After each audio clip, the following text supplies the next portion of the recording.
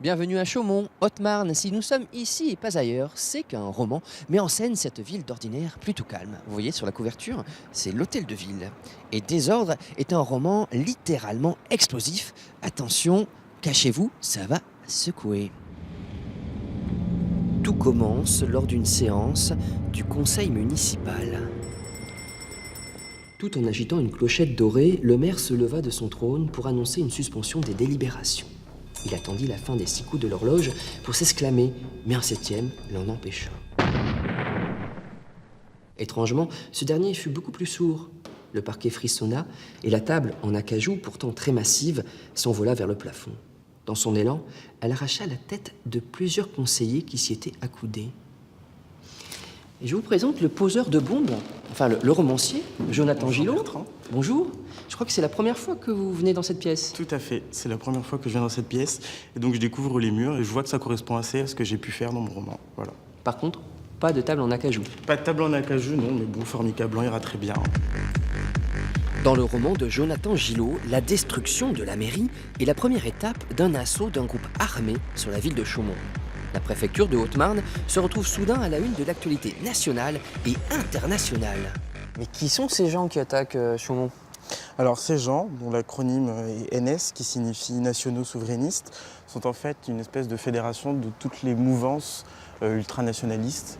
Alors je me suis en partie inspiré de l'actualité et puis aussi de ce qu'on peut entendre, de ce que j'ai pu entendre autour de moi, voir dans les commentaires Facebook, toute la haine qui est en train de se déverser. Ça a permis en fait de construire les revendications de ces nationaux souverainistes qui veulent faire tomber l'État. Alors, quel est leur programme ? Alors leur programme, eh bien, la première chose en fait, ça va être de suspendre plusieurs libertés et aussi d'arrêter les gens en fonction de critères raciaux, religieux. Et également d'établir un système autocratique en France. Mais heureusement, quelqu'un va venir troubler leur plan. Heureusement, alors un journaliste qui s'appelle... Les journalistes, c'est les Les meilleurs. journalistes sont les meilleurs. Va venir troubler ce plan. Il ne va pas le faire en fait de façon très volontaire au départ. C'est un peu un anti-héros. Une ville de Champagne-Ardenne ? Des méchants ? Un anti-héros ? Nous avions déjà là les ingrédients d'une aventure trépidante. Mais Jonathan a rajouté une dimension gay, friendly, à son roman. It's time to think I'm gay. Please, boy, another day. It's time for me to go. Okay. Max lui saisit le poignet doucement et l'ausculta avec l'apparente minutie d'un spécialiste. Il n'avait évidemment rien. Il le caressa doucement du pouce et le libéra tendrement, trop tendrement. Alors Jonathan, c'est le moment d'aborder un aspect de ce livre qui m'a un petit peu troublé. La séquence sentimentale. Oui, et puis entre deux hommes. Exactement. Tout le long du livre, il y a une romance gay en parallèle. Exactement.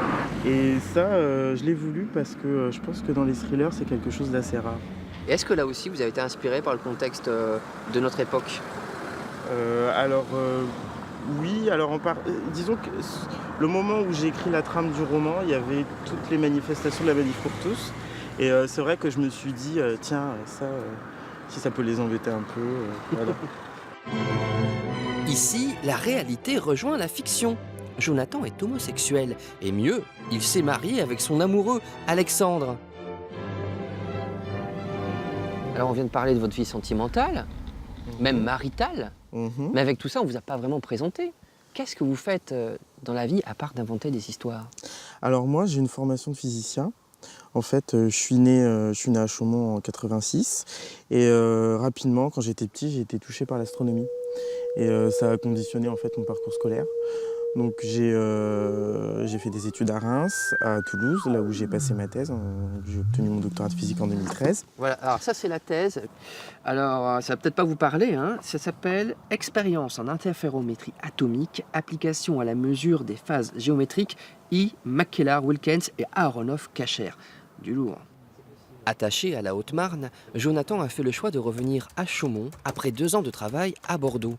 Désordre, son premier roman, est disponible en librairie et dans les grandes surfaces. Une suite est déjà en cours de préparation. Nous allons laisser le romancier à son inspiration. Jonathan Gillot cherche par ailleurs un emploi. Alors si vous avez besoin d'un chercheur en physique quantique. C'est l'homme qu'il vous faut, il est ici, à Jonchery, en Haute-Marne, où nous étions aujourd'hui. Et la prochaine fois, nous serons ailleurs, en Champagne-Ardenne. À bientôt!